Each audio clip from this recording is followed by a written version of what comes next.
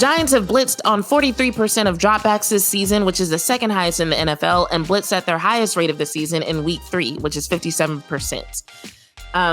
Now, normally, this is something that would excite me because historically, Dak Prescott does really well against the blitz, right? But once again, we're seeing some anomalies this season. So I'm just not confident that I can trust Dak Prescott against the blitz in the same way that we've been able to trust him in the past. Now, one thing I will admit as I'm saying that is that while I have looked a lot at the running back issues and how the O-line is affecting those, I haven't really done the same thing for Dak Prescott.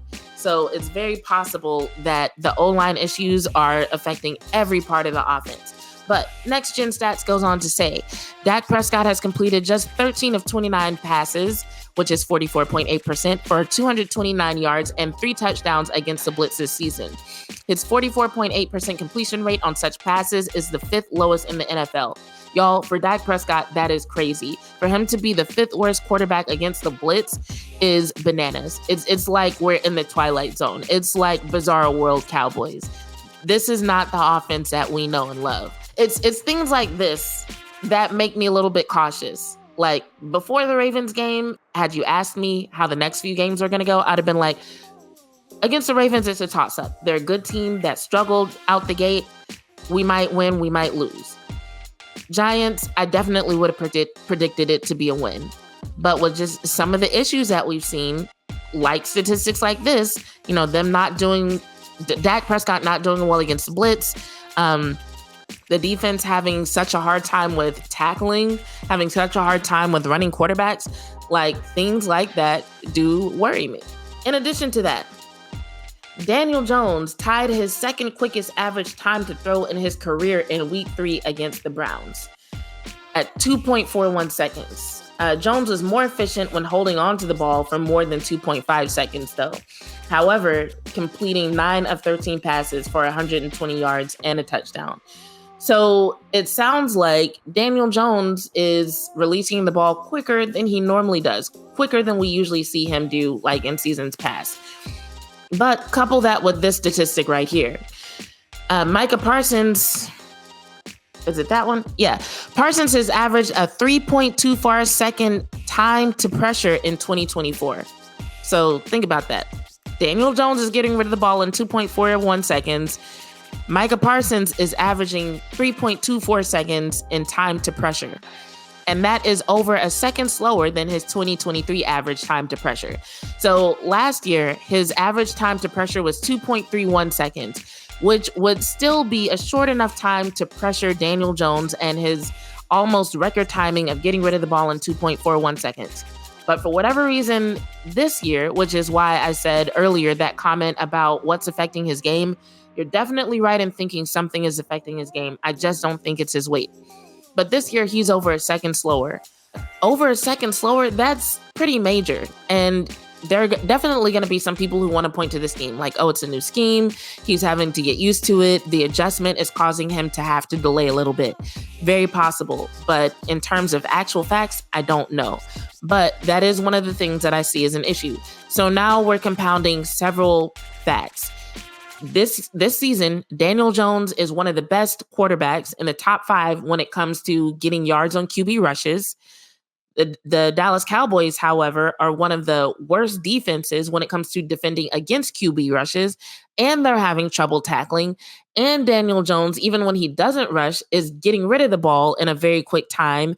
And Micah Parsons, for whatever reason, is taking a way slower time to pressure a quarterback than he normally does. All those things together, I believe, are cause for concern.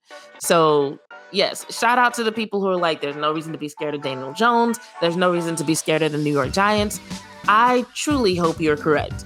But when I start looking at these things, I'm just like, it's a recipe for a disaster. It's a recipe for just something else that another team can come through and unexpectedly take advantage of.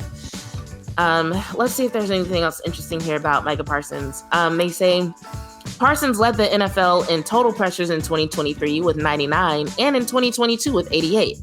Parsons has a line from both edges and will match up against the Giants offense that has allowed a 37.3% pressure rate this season, which is 24th in the league. So that's something that might work to our advantage.